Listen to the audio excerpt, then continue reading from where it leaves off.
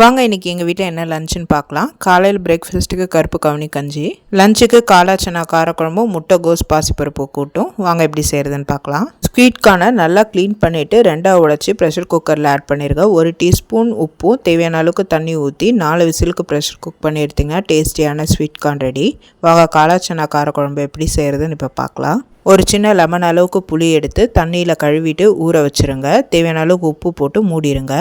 100 gram காளா சன்னாவை நைட்டை ஊற வச்சுருந்தா அதை ப்ரெஷர் குக்கரில் தண்ணியை வடிகட்டி ஆட் பண்ணிவிட்டு தேவையான அளவு உப்பு தண்ணி ஊற்றி 6 விசிலுக்கு ப்ரெஷர் குக் பண்ணி எடுத்திங்கன்னா சன்னா நல்லா குக் ஆகிடும் சாஃப்டாக.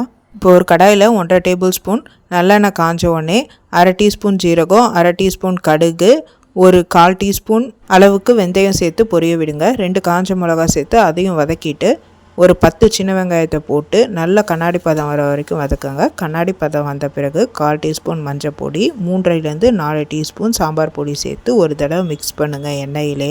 வெங்காயம் சேர்க்கும் போதே ஒரு 8 பூண்டியை சேர்த்துக்கோங்க, அப்போ சொல்ல மறந்துட்டேன். இப்போ நம்ம குக் பண்ணி வச்சுருக்க காளா சன்னாவையும் அந்த தண்ணியும் கொஞ்சம் சேர்த்து மிக்ஸ் பண்ணி கொதிக்க விடுங்க. கொதித்து எண்ணெய் பிரிஞ்சு வந்த உடனே நம்ம ஊற வச்சிருந்த புளியை கரைச்சி தண்ணியை மட்டும் ஊற்றிட்டு சக்கையை வெளியில் போட்டுருங்க. அது கூட ஒரு கை கருவேப்பிலையை போட்டு நல்லா கொதிக்க விடுங்க. குழம்பு நல்லா கொதிக்க ஆரம்பித்த உடனே 3 டேபிள் ஸ்பூன் துருவன தேங்காய், 1 டீஸ்பூன் சோம்பு போட்டு நல்லா மைய அரைச்சி ஆட் பண்ணிடுங்க. ஒரு 8லேருந்து 10 நிமிஷம் கொதித்த உடனே ஒரு சின்ன ஜாகரி துண்டு சேர்த்துக்கோங்க.